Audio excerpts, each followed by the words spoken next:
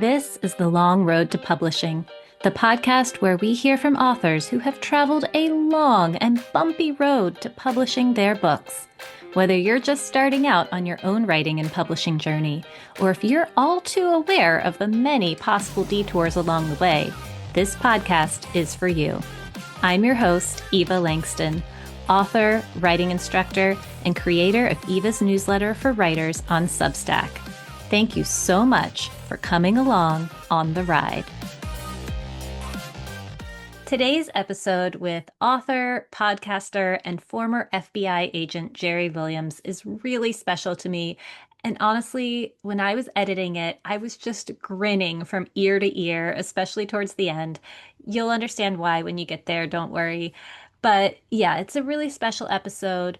We talk about how Jerri found herself accidentally self-publishing, and she'll explain what she means by that. It's definitely something I did not know was a thing. So I learn something new on the show all the time. We also chat about Jerri's work as a TV consultant and the long, emotional road to her first traditional deal with Sourcebooks. The first in her two-book series will be released next summer.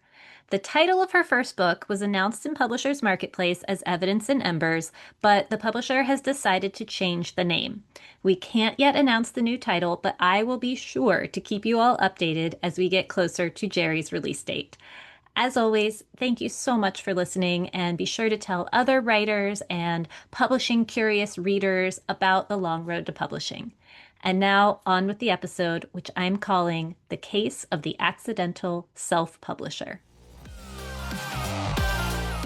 Jerri Williams, a retired FBI agent, author, and podcaster, served 26 years in the FBI specializing in economic fraud and corruption cases. Since January 2016, she has been on a mission to show the public who the FBI is and what the FBI does by hosting and producing the true crime podcast FBI Case File Review. Jerri has also authored 4 books. Drawing from her firsthand experience investigating scams and schemers, she writes police procedurals inspired by FBI cases. She has a 2-book deal with Poison Pen Press, and her first traditionally published novel will be released next summer.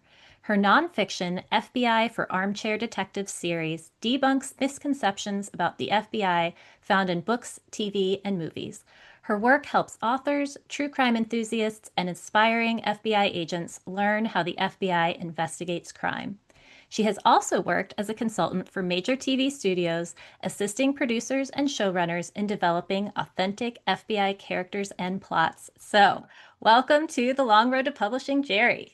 Thank you for having me. This is exciting. This is so exciting, and we'll have to let the listeners know at some point why I'm so excited to talk to you. I'm just happy to have you here. We'll get into it all. Before we dive into your whole publishing journey, do you want to tell listeners a little bit more about your podcast and how it might be helpful for people writing, mystery, thriller, true crime, that sort of thing?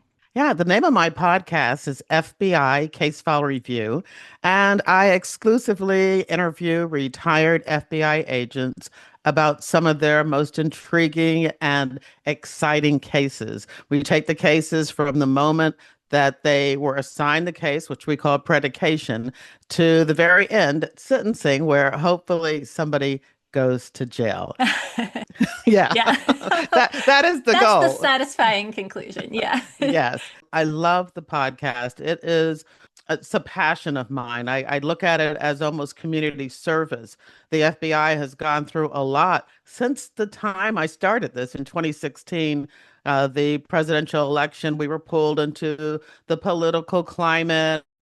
And ever since then, it's been really a rocky road with the public perception of the FBI and what some people say. So I've kind of taken that as a passion, a mission of my own, to show the public who the FBI is and what the FBI does through these podcast interviews. And I'm just imagining too that if you're a writer looking for inspiration, you might hear some of these cases and be like, ooh, that would make a great novel. Do you know if anybody has written anything based on something they heard on your podcast?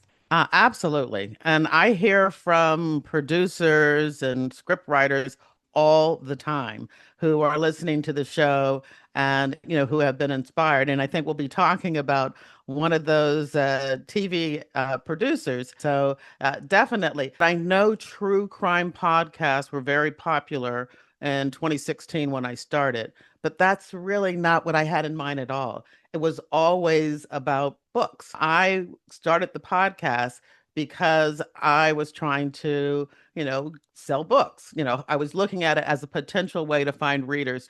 And I always knew from the beginning that it would be something that writers would be interested in listening to. And when you have a podcast, you have to put it in a category. And I actually put it into arts and literature, not true crime, because I was thinking of it as a way to help authors create more authentic FBI characters, FBI plots. And so that's what I was looking at this from the very beginning. I'm actually writing a character right now who goes to prison for embezzlement and fraud. And now I'm like, oh man, I need to start listening to all the episodes of your podcast because this is, I'm sure I'm getting things wrong. And it can be hard sometimes to find those resources that can help you write about it in a true way. Yeah, and there's a drop down menu at the bottom of my website where you can actually look for all the cases that I've done that might be about fraud and embezzlement, or organized crime or drugs or whatever you're looking at. So you can just pinpoint those ones that are covering the topic of your book. And so that was definitely my thought when I started the podcast. But then I also recognize that not everybody who listens to a podcast likes books. And so that's where I started the newsletter, which I call my reader team. And it was my way of trying to recognize and pull out the listeners who also were interested in crime fiction. So this is true crime. Ah. Let me pull out the people that are interested in crime fiction, crime dramas. And that's where I created my reader team newsletter, which concentrate on books, TV shows, and movies. Because I'm really about stories. Yeah. Well, we'll be sure to link to your newsletter in the show notes for sure. And we're going to come back to this because I know you started the podcast at kind of a pivot point of your writing career. So we're going to come back to it. But I do want to go kind of back in time because I'm curious with your long career in the FBI, was there always a part of you that wanted to write fiction? And then when did you decide that you wanted to get serious about writing books and trying to get them published? I can say I was always somebody who loved books. I'm an Air Force brat. My father was in the Air Force for 21 years. We moved all over the world, Germany, England, Morocco, France, and then in the States, Maine, Massachusetts, Washington, everywhere. And so as we moved along, my whole family, I have two other sisters, my mother, we just got into books. And so I always loved books and was probably later in my career, maybe I retired. This is going to make me sound so old, but I retired in 2008. So maybe around 2000 is when I thought I probably read a book. This happens a lot to authors. I read a book and I probably said, oh, I can do this. I can do Uh-huh. better than this. And so that's when I started thinking about writing a book and looking around for FBI cases, true stories that were in the Philadelphia office, trying to find one that I thought would be a good premise for a book. And I found one. And so I actually started writing that book in 2007. I remember it well because along the way, I was collecting the newspaper articles for this very fascinating case that two friends of mine, two very attractive female FBI agents in the Philadelphia division, were working on a case that involved corruption in the Philadelphia strip club industry. Oh, yeah, that's juicy. Yeah, that's juicy. And they would tell me stories about their interactions with the strip club owners, the patrons, the dancers. And I thought, okay, this is the case that I'm going to fictionalize and make it a crime novel. And I got assignment. I had to go to Guam. And it's like a 24-hour flight to get there. And then I was there for almost a week. And instead of interacting, people must have thought I was, snobbish or something, but instead of interacting with all the other people that were there on this assignment, I stayed in my room. I'm an outliner and I organized all the newspaper articles and what things I wanted to take as part of my fictional story and how I could, make it better. And I did the whole outline while I was in Guam.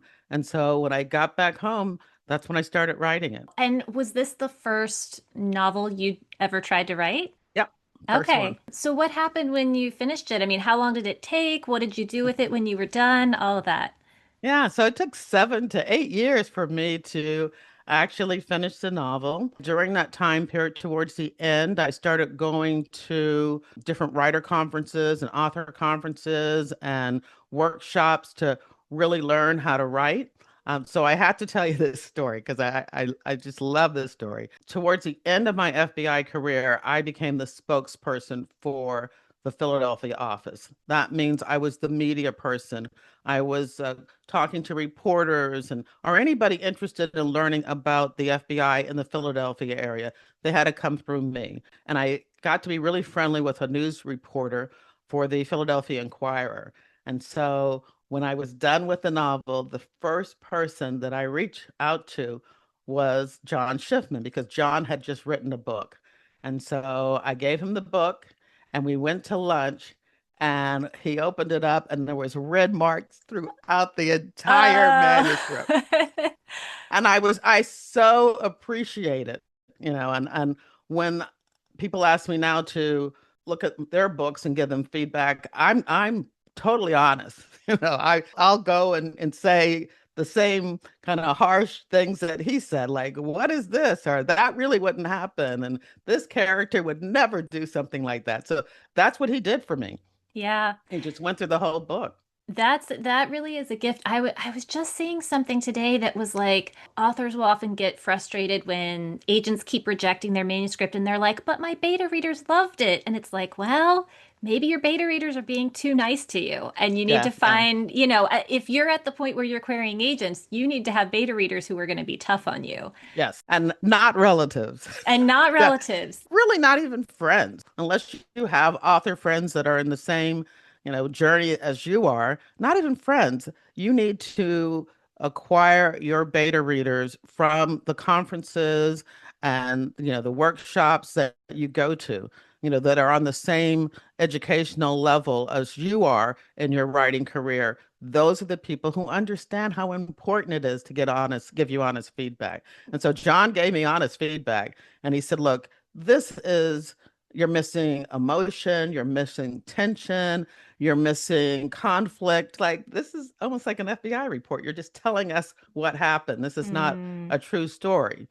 yeah. And so he gave me a list of books. I was just thinking too, like you're right, you had to learn how to write in a different way because like you said, the narratives you were writing for FBI were very factual. And like for this novel, you had to get the deeper emotions go inside, get the interiority. Yeah. So you said he gave you some craft books to read. Yeah, he gave me a list of craft books to read. And he said, look, read these, learn what you're missing.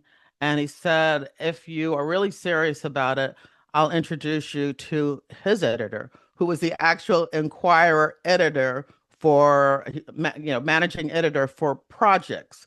And so if there was how some newspapers may have a three-part series, this is what she did. Her name is Avery Rome. He said, look, I'll introduce you to her, once you've rewritten this.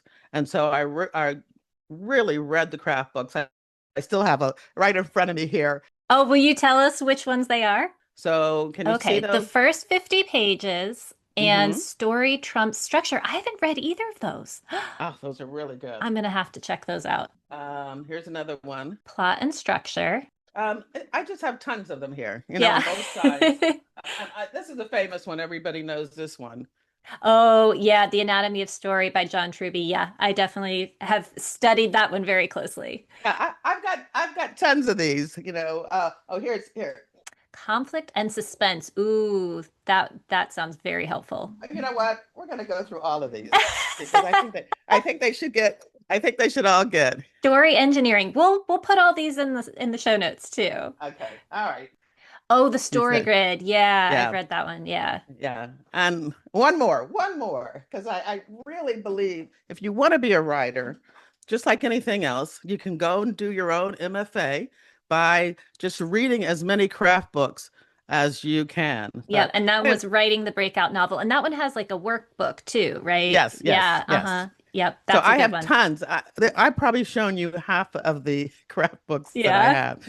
And when I moved from New Jersey to Raleigh, I probably gave away probably half of them. So I'd love to learn. And I figure if I'm going to do this, I'm going to learn how to do it. And so, yeah, it took me 7 to 8 years to write that book, but it was based on a good foundation of craft. Yep. So you had a great premise and then you got the craft to back it up and got the good beta reader to give you the harsh feedback that you needed. And then And I started working with Avery Rome. And oh, so I okay. worked with her probably for over a year. I would write a chapter or two, send them to her, and then we would meet for coffee or maybe talk over the phone and go through that chapter. And so it was definitely a developmental edit. And it cost me some money Yeah, because I'm yeah. paying for this service, but over the year it got easier and easier. And some of the things that she might have pointed out at the beginning of us working together, I got. Yeah. And probably cheaper than an MFA too. Oh, absolutely. Yeah. Absolutely. But just taking the time, I think that's probably one of the things that I had going for me. I felt that I could take the time. I mean, so many people want to start a book and then they want to just get it done and now they want to pitch it. No, once I realized what the issues were, what I needed to learn, what I wanted the story to say, then I took my time and I didn't feel rushed at all. I was not going to pitch that book and try to find an agent until I knew the story was solid. Yeah. I started the book again in 2007, and it wasn't until 2014 that I started looking for an agent. Yeah. Well, so how did the querying go? The querying went okay. I probably only sent out like 2 batches. And one of the things that is most disheartening for most authors when they query is not hearing anything, Yep. you know? Yeah. And I didn't hear a lot back from the queries I sent out. So I don't even know if they got them. When I heard about ThrillerFest and their at the time I think it was called Agent Quest, I thought, well, that's what I'll do. And the funny thing was, many of the agents, at least half of the agents that I had sent out queries to, I sent out about 24 queries during that time period, and half of those people were going to be at ThrillerFest, listening to authors pitch their books. And so I went, and every last one of them asked for either chapters or manuscripts. I think I talked to 13 people, and 12 of them wanted it because the premise was just, for the Yeah. book was just unbelievable. Well, I would say the premise and your background, I think, but Right. also that is a really good story of how sometimes meeting the agent in person, it really gives you a leg up because they are like, they've got these piles and piles of queries that, okay, maybe they'll get to them at some point, maybe they'll be in the mood for it or not, but they talk to you in person and they get excited. And from that, I got my first agent. Ah, Yeah, exciting. I got my first agent, and he was with Curtis Brown, which is a big literary agency. And I thought, yay! How easy! First book, first agent book deal is on the way. What are they going to offer me? Is it going to be 50,000? Is it going to be 100, 200,000? Oh, life is, wonderful. Easy street, right? Easy, because I really did not know anything about submission, the submission process. I knew nothing about the publishing industry, and it never crossed my mind that this book would not be picked up. I had no idea that the agent goes through the same thing that you just went through. Now, they have to pitch the book to editors and publishers and, get rejections and people who don't. And so as the book, as he was sending the book out to different people and he was getting feedback. A lot of the times the feedback is that they didn't think my character was likable. They liked the writing, because I knew I had that, but Yeah. they didn't think she was likable. And I just couldn't understand it. And, still in the process of knowing or believing that this book deal was going to happen. That's when I started the podcast. So when by the time the book sold, then I would already have been working on the podcast for at least a year as a potential content marketing tool for the book. And so I was just really excited. And it didn't sell. It It didn't died sell. on submission. And Uh, I was just heartbroken. And I think authors can understand when I use this word. I was embarrassed, because I had told everybody, I'm a very positive person and I manifest positive things in my life. So I had told everybody that I knew that I was writing this book. I told everybody that I knew that I had an agent. I told everybody that I knew that, this was the next step. I quit my job, which was not a big deal because I had retired from the FBI. I had a pension. The money that I was making in my following job was unbelievable money because I was director of media relations for a transit agency, but it was all extra money. yeah, So, yeah, and I worked that job for 7 years, and so I was doing pretty well. yeah, So I thought if I got an agent, he's trying to sell my book. I love this job, but it is it's consuming. It's a 24/7 media job. And I just thought if I really want to be an author, I need to quit this job. So I quit the job, just knowing that, the book deal was on its way. And so yeah, I was embarrassed, I guess a little humiliated. I understand now that I didn't need to be, but at the time, I really was like, I failed. And I'm not used to failing.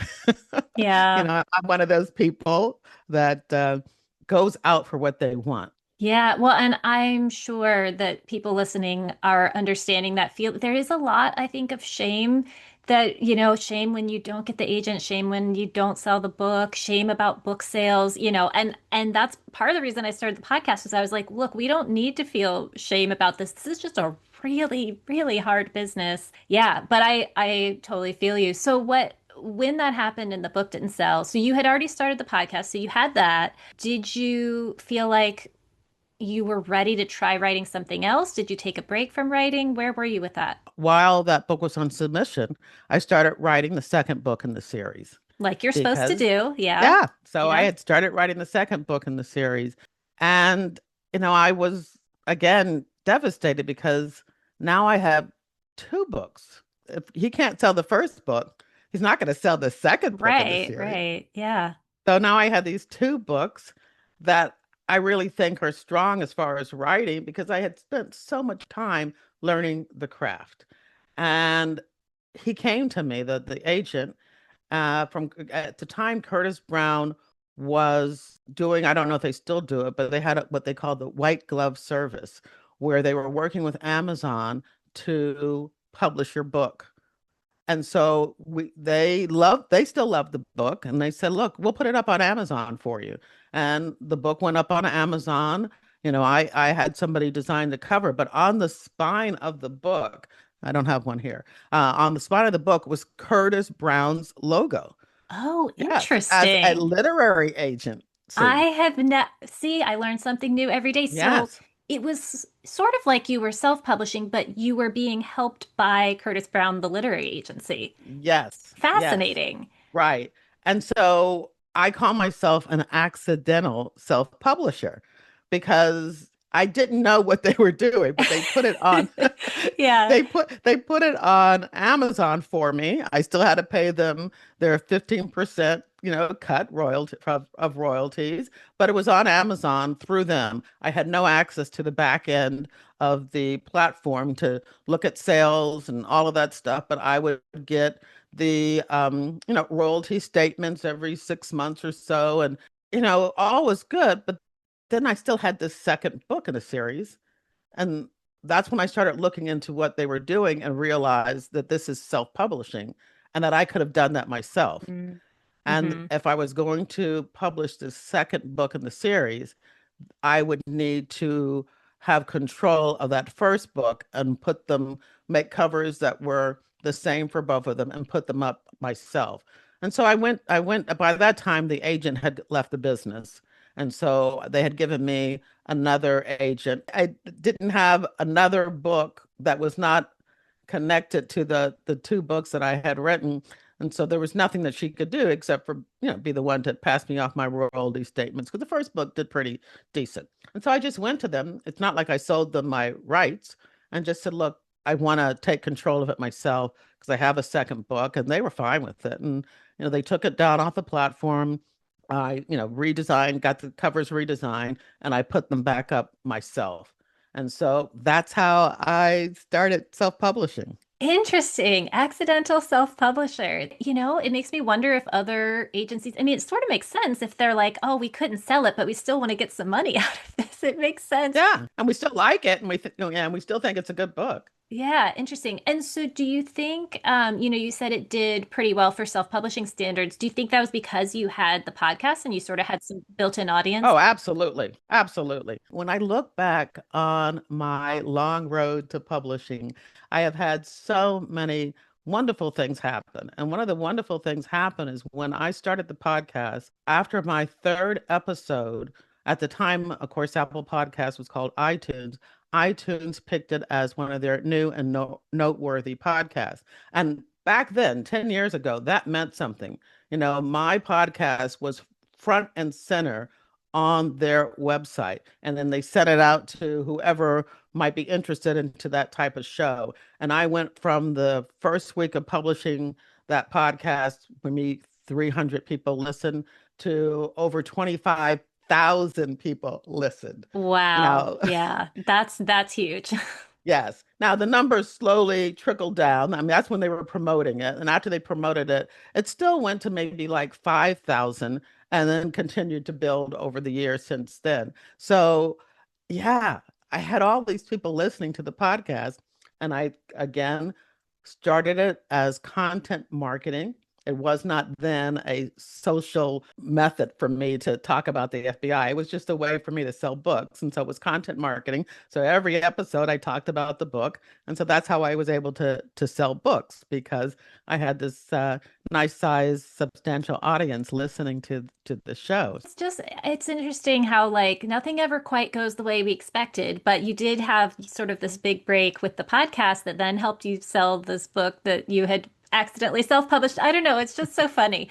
Well, so then what happened next in the journey? Well, so I had these two books and I self-published them and I started working on a third book in the series, knowing that I would have to self-publish that too. I just loved the character and I loved her journey. I have to say, looking back now, I know why that book didn't sell and why they thought they didn't like the character. Commercially, I had an FBI character who was deeply flawed.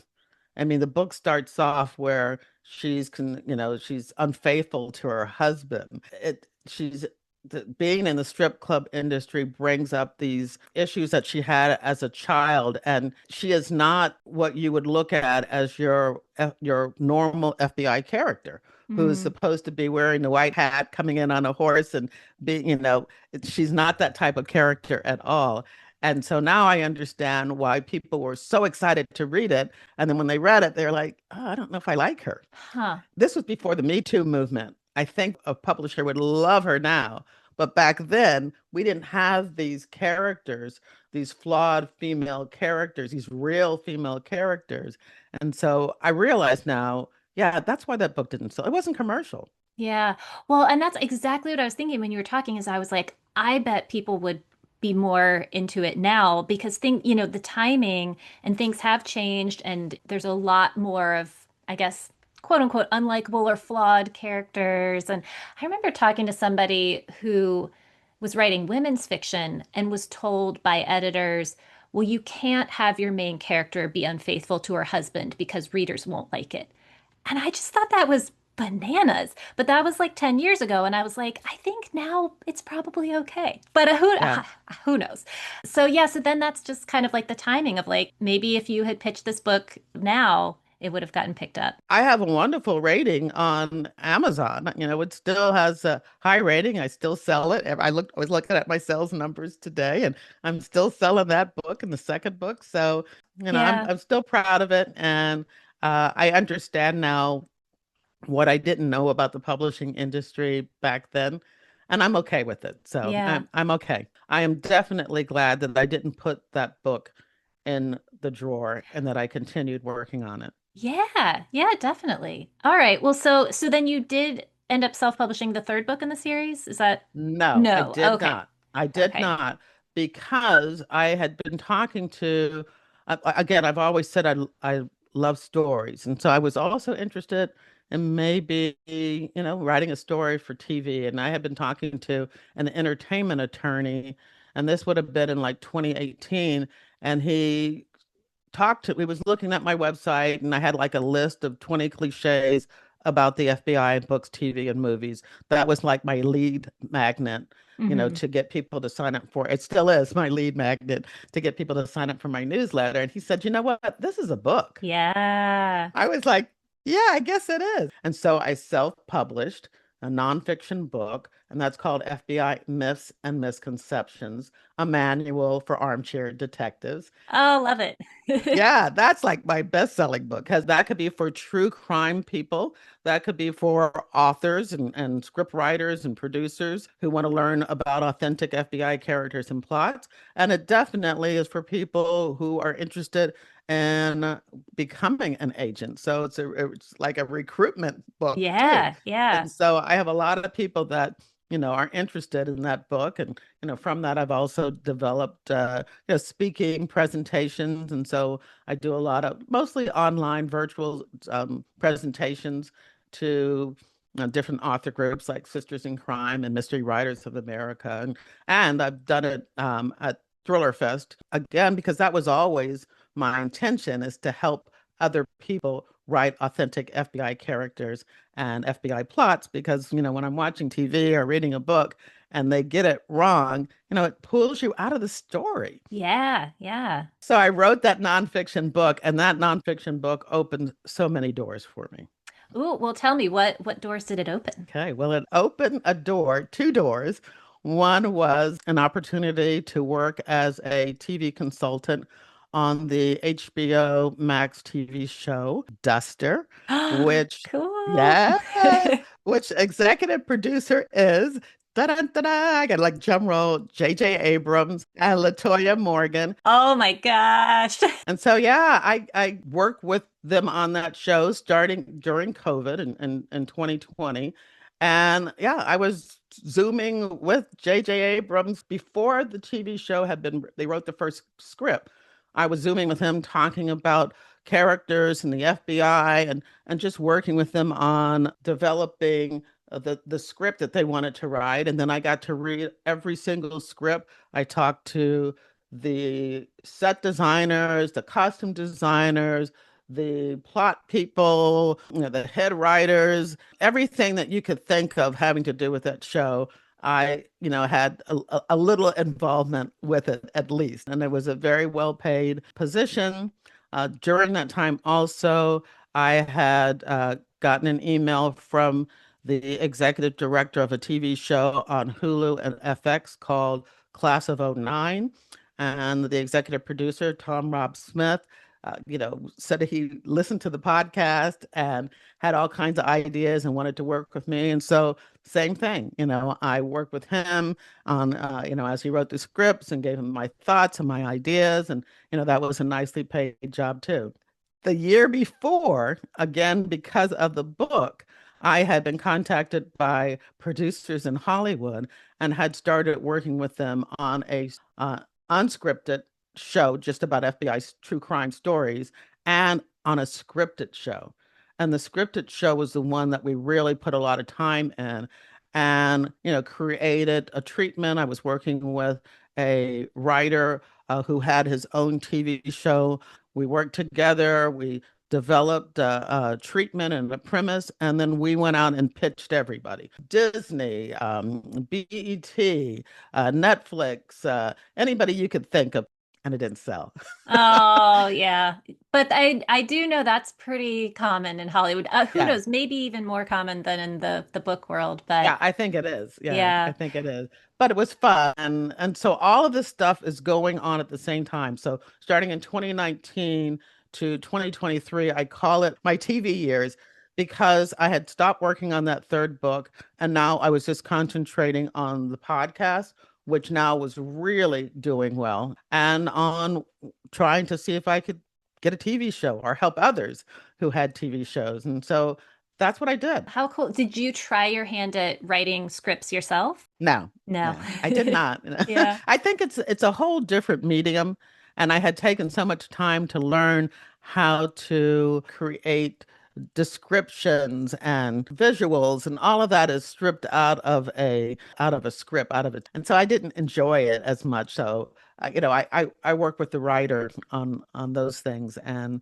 enjoyed the scripts. I learned so much about fight scenes and conflict and exciting moments and crisis events from working on those TV shows. So I wanted to be more of, and still want to be, still would love to have a TV show where I was more of a consulting producer. Yeah. And Yeah. so Well, so that's a fun turn of events, a fun pivot that you probably didn't see coming. no, At what point were you like, gosh, I think maybe I'm going to try for traditional publishing again? another very weird, strange situation where you just have to be prepared for opportunities. So I was still going to ThrillerFest. I've been to ThrillerFest 13 years because I was doing presentations on creating authentic FBI characters and plots during Craft Fest and just volunteering a lot with ITW, which is the founding organization behind ThrillerFest.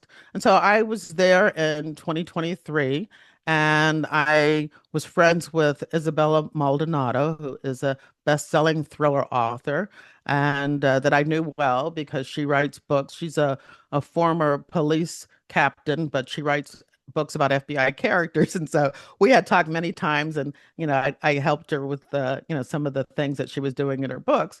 And so I'm at Thriller Fest, and she's sitting with her agent, and she calls me over and introduces me to her agent.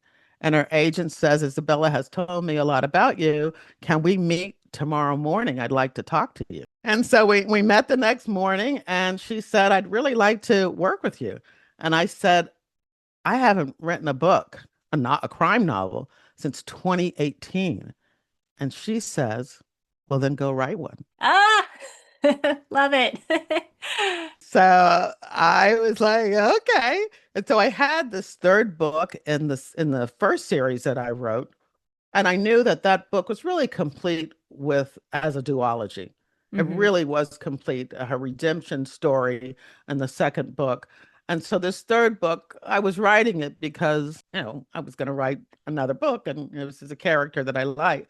And so I rewrote that. Of course, Liza, who's my agent now, was not interested in me rehashing that old character. So I rewrote what I had written on that book and wrote it with a brand new character using some of the FBI case, keeping that FBI case, but changing the character and giving her, a new story, a new internal story. And so I wrote that book. I was really, really pleased with how it came out. I thought it was, I like to say I like to write thick books full of different interesting things that are happening. And during that time period, I think I sent her like the first 3 or 4 chapters. And after that, that's when I officially signed with her, a Mm-hmm. contract as for representation. And then I just kept working on the book. And so maybe 18 months later, it took me about 18 months to finish it, sent it to her, and she loved it. She's an editorial agent, so we worked on it a little bit more, cleaned it up. She likes to send it books to a small group of people, Hmm. at a time. She kind of handpicks the editors and publishers that she thinks a book would be best for. And so she sent it out to maybe 2 or 3 people, and they passed. Then you start to get nervous. Yeah. Oh, then I'm like devastated. Like, I got out of this. Right. You're like, oh no, it's happening all over again. Yes, I wasn't going to do this. I had moved on, and now I wrote this book, and it's going to happen again.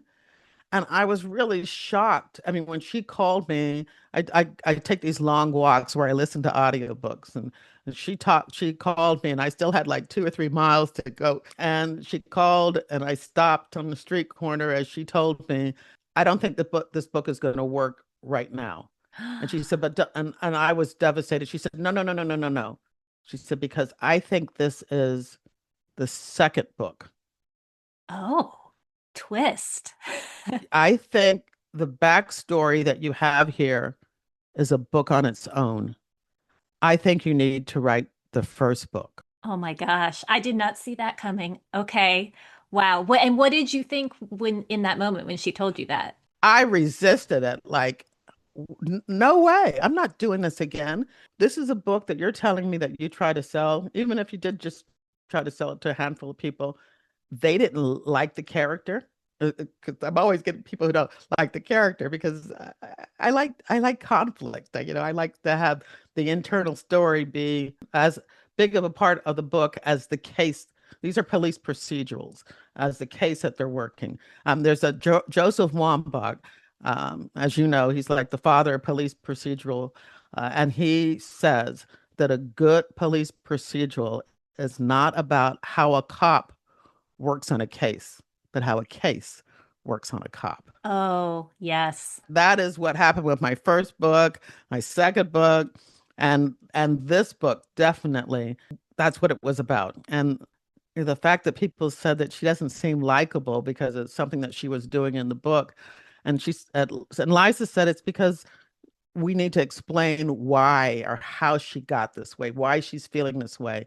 And the backstory is not enough. We need a whole book on what happened to her.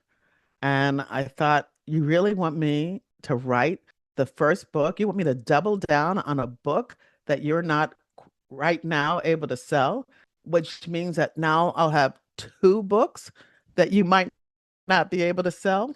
But I believed in her. She believed in me. Yeah. Well, that's big. Yeah. Yeah. And so I would say it took me maybe 4 or 5 months. I told her, yeah, but it took me 4 or 5 months before I could even start. Yeah. Well, that makes And sense. I mean, you have to like find the gumption to be like, okay, let me go back and write a whole nother book. I thought this one was going to sell and I could celebrate, but no. Now I've yeah, got more work to do. yeah. And so I started that second book in the series, and it really flowed. As I started writing it, I understood what she was saying, and I really thought, yeah, I can really show them in this book what happened to her. So when we get to the second book, we fully understand her journey, her story. That book was probably one of the easiest books I've ever written. And I also understood at that time what it meant to make sure the book was commercial. And Mm, so, even though it is about an insurance fraud, because I worked fraud and corruption my entire FBI career. Even the first book, again, is about corruption in the strip club industry. The right. second book is about a Ponzi scheme. And so I was always looking to write books about fraud. But I understood that it has to be commercial. And so I killed somebody at the beginning, you know? Do what you got to Yeah. do. And Right. it's the first chapter in the books. I'm not giving anything away Yeah. that, it's an insurance fraud based on this woman keeping burning down her house and arson. And in the third time she does it, you know, her husband, her much younger husband is trapped inside.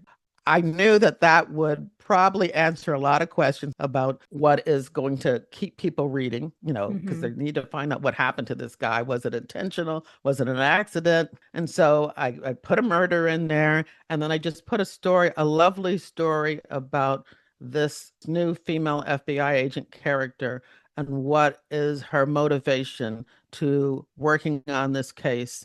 And I think I created a beautiful story. And when I gave it to Liza, she absolutely loved it. Again, she's an editorial agent, so we still worked on it a little bit. And then she said, I know exactly who this book is for, Ooh, and I'm only going to send it to Sourcebooks, Poison Pen Press imprint. interesting. We gave them that book maybe in October of 2025. Okay. And the editor read it and she said, I love this, but I think it needs a twist. Every book now has Yeah. a twist. She said, this is more of a how done it. And I don't think you can make it a who done it. She said, but it needs to be a surprise at the end. And so she said, if Jerry's able to fix this, I'll look at it again. And so I got the book back. So And essentially again, like a revise and resubmit situation. yes, yes. Okay. And again, this is exclusive. It's only to Poison Pen Press. And so I went to work. I wanted this. And I created a twist that I didn't see coming. Yeah. I had to change very few things to make this twist happen. And when I sent it back to Liza, she was blown away. And when she sent it back to Poison Pen Press, they were like, yeah. But, the publishing industry, now that editor who has decided she would like it, she now has to convince the publishing agency, bottom line, that's Poison Pen Press imprint of Sourcebooks.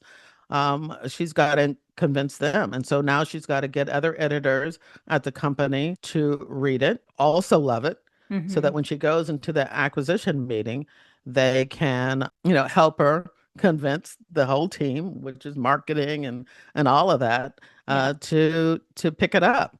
And so that is when I was now this is so she's had it since January and then she's getting all these people to read it. And I find myself really getting I guess the word is melancholy. I wasn't depressed, but I just, there was like this undercurrent of sadness, of wanting, of fear, of apprehension, and I hated it. I Hmm. hated it. It was like, I've got all this stuff that's happening in my life that is so good. I moved from New Jersey to Raleigh because my daughter was having babies. And so I'm grandma down here. The podcast is doing fantastic. Everything was it was so many good things happening, but I had this undercurrent of just dread and fear and apprehension that they weren't going to take it. And now I have these two books. And so I started looking around to give myself a better understanding of the process because I've never been to that level yet of having a book go to an acquisition meeting. And so I started looking around, and that's when I found your podcast. Oh. I'm telling you, I really need people to understand how important it was for me to hear these other stories about other people who had books that they loved and the books died on submission. I just wanted to feel okay. And after listening to, and I binge listened. I mean, I was listening to 2 or 3 episodes a day Oh my sometimes, gosh. you know and trying to also do all the other stuff I need to do, but just listening to these stories.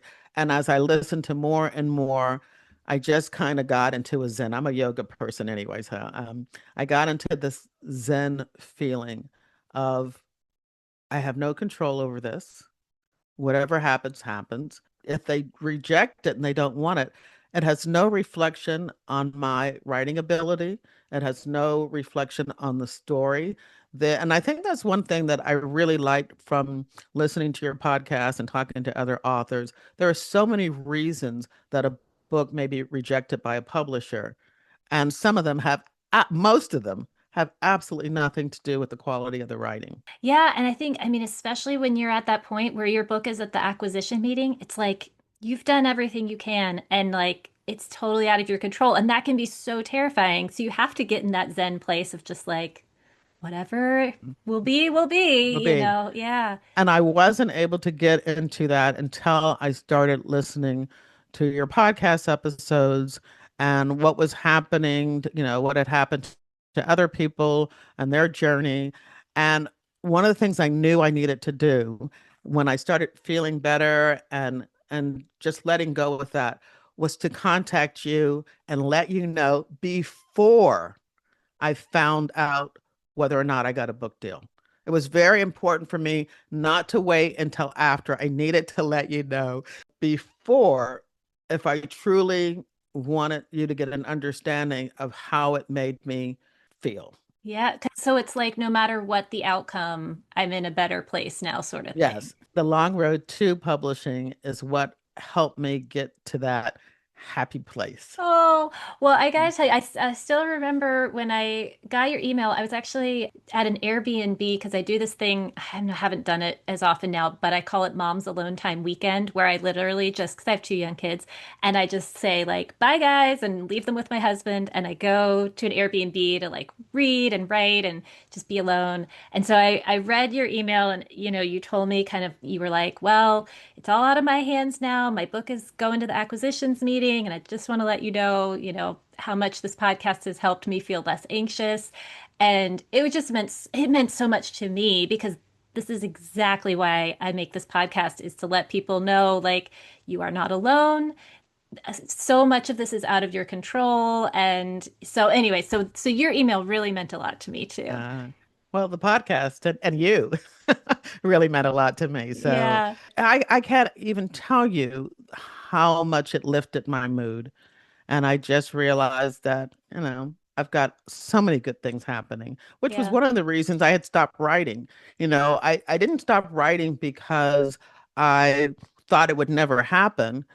The podcast was doing well and I was working on these TV shows. It was like I had good stuff happening, Yeah. you know. Uh, Yeah. And maybe if I hadn't have met Liza, my agent at ThrillerFest, maybe further down the road, I would have started writing again. But everything was fine. And so I think one of the things that was just so disturbing for me was that I should have left good enough and alone. Mm, I was fine. I was doing good. And now I've got this anxiety about whether or yeah. not somebody's gonna accept my book or not. And I was like, oh, But you had written these two books that you were really proud of, which I think is no small thing, you know? right, right. And I told you when you sent me that email back in March, I said, no matter what happens, I want to have you on the podcast because you had kind of taken, that you'd had that rejection early on with the book that died on submission, but then you'd gone on and you'd like created this amazing podcast that's been going on for 10 years and you wrote a nonfiction book because of it. And you had, it just kind of shows that like we think this is our path and then like we go in all these zigzaggy Oh, directions. absolutely. Which is what was somewhat depressing because now I felt like I had backtracked, and Yeah, here I was again, this longing to be published author, and I'm thinking like you've moved past that, but here you are again. yeah, So that's why I wrote the letter before I heard back. I thought, let me just put it out there because no matter what happens, I wanted you to know, what listening to the show had done for me. yeah. But then I But then, contacted you. Yeah, I contacted you a few weeks later to let you know that the acquisition committee had met. And not only did they buy that book, but I got a two-book deal. So, yay. Yeah, and you wrote to me on April 1st and you were like, this is not an April Fool's joke. yes, So, because the meeting was on April 1st. So I let you know before you were one of the first people to know yeah. that and it was in the evening. I mean, like 5 o'clock came and went. I contacted my agent, like, have you heard anything? And she was saying that the meeting was still, ongoing, that she had heard from the editor that they were still meeting and don't worry, mine's one of the last ones, but she will be getting back to me. And so I just waited and waited, and then, yeah. Oh my gosh, they know how to make you sweat, don't they? Yes, they do. Gosh. Oh my gosh. But so now you have the first book in the series coming out next year, next summer, and Yeah. then the second book in the series will come out, what, maybe like a year after that? I don't know if they're going to do it a year after or 6 months after Oh, okay. because the book is, yeah, pretty much done. Yeah, really, if I'm smart, I'll be working on a third book for them, so that I have more than a year to work on that one. Yeah. So, How exciting. Yeah, I'll be sure to let my whole audience know when, because I know your book doesn't come out till next summer, but we'll be sure to let everybody know when it's coming out and whatever its new name might be, we'll let people know. I'm so thrilled for you. And yeah, I mean, I guess, okay, I know we've been talking a while, so I guess I got to start with my ending questions. What, and we've probably already answered this in so many ways, but what is something that has surprised you on this whole journey? And it can be a good surprise or a not so good surprise or one of each. I think, and I don't know if this is a good or a bad, but what has surprised me is that the book business is a business. It's a commercial business.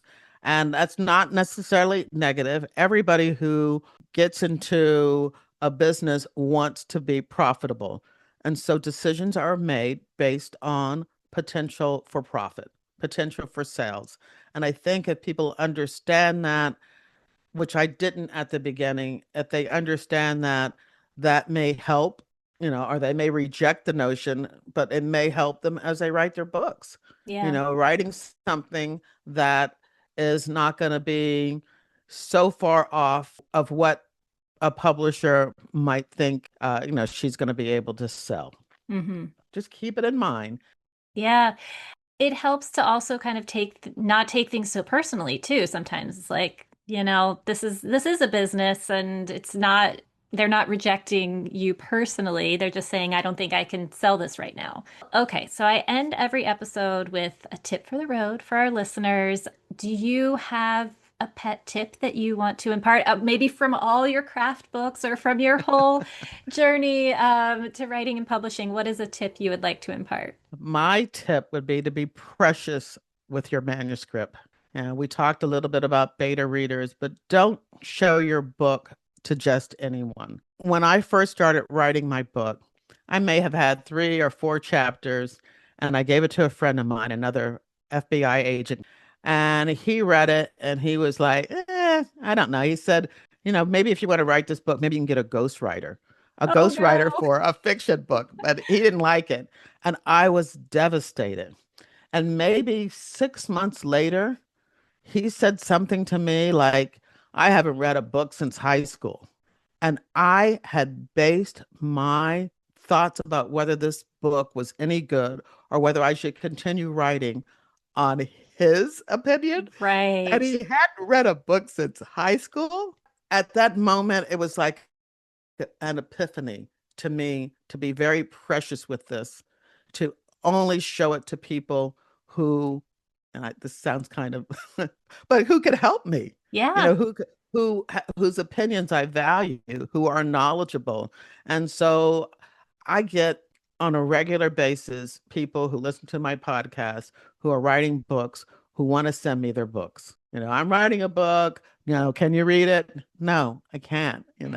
First of all, your book is not the type of book that I read, Yeah. you Yeah. know, and I'm not I don't have time to do it. I will tell you about podcast episodes I think will be helpful if you tell me what your premise is, but I'm not going to read your book. Please don't keep throwing your book at people, that you haven't vetted. Yeah. Be very precious with your manuscript because this is, as we've talked about this whole episode, this is an emotional business, and you need people that are going to help you uplift yourself and feel better about your writing. And you certainly don't need people whose opinions really have no value to what you're doing. Right. Yeah, exactly. Like finding beta readers who read books in the genre you're writing, I mean, it's even, I think, when you're looking for beta readers, like asking them, what are your favorite books? And then if their favorite books are books you don't like, then you're like, well, they're not my audience? Right. Yeah, yeah. I always recommend when you're trying to figure out if somebody would be a good beta reader is to let's swap a couple chapters and you see what their feedback is on that. And then if you're like, they don't really seem to get what I'm doing, or, I mean, it's a tricky road because you want to be open to feedback. But if somebody is not like your audience, then the feedback maybe isn't helpful. And if the person hasn't read a book since high school, definitely not helpful. Definitely not. So, And yeah. really the biggest recommendation I would say is if you can afford it, and even if you can't afford it, get a professional editor at the end, even before you start to query your book, because the business is just so saturated and your book needs to be polished and almost ready to go before you start looking for an agent, not Yeah. just that agent then looking for a publisher. And so while you're writing your book, also try to save up so you can afford to have a professional editor Yeah. No, I think that's great advice. and then listen to them. Yeah. Yeah. Even if you reject what they say at first, take some time to sit with it. And then you're like, okay, actually, I think they're right. Yeah. No, I think that's great advice because sometimes there's only so far a beta reader can take you, and then you need that professional voice to give you the final push. Oh, well, thank you so much for being here. And even though I had like hints of what your story entailed, there were so many twists. So it was really fun to hear about. Thanks so much for being here. And I can't wait for your book to come out next summer. And yeah, I hope everybody follows your podcast, your newsletter. And yeah, thank you so much. Thank you for having me. Thanks for listening to The Long Road to Publishing. Many of the books we discuss on the podcast can be found at my bookshop shop, the link for which is in the show notes. My guests' books and many of the resources we discuss on the show can also be found in the show notes. You can find me online on Instagram, Blue Sky, and Substack with the handle Eva Langston. Even better, subscribe to my free newsletter for writers at evalangston.substack.com and feel free to send me an email. The podcast address is longroad.pub@gmail.com. The Long Road to Publishing is produced and edited by me, Eva Langston, and the intro-outro music comes from the artist's sound roll on Upbeat. Be sure to rate, review, and subscribe to the show, and I'll be back soon with more publishing stories and more tips for the road.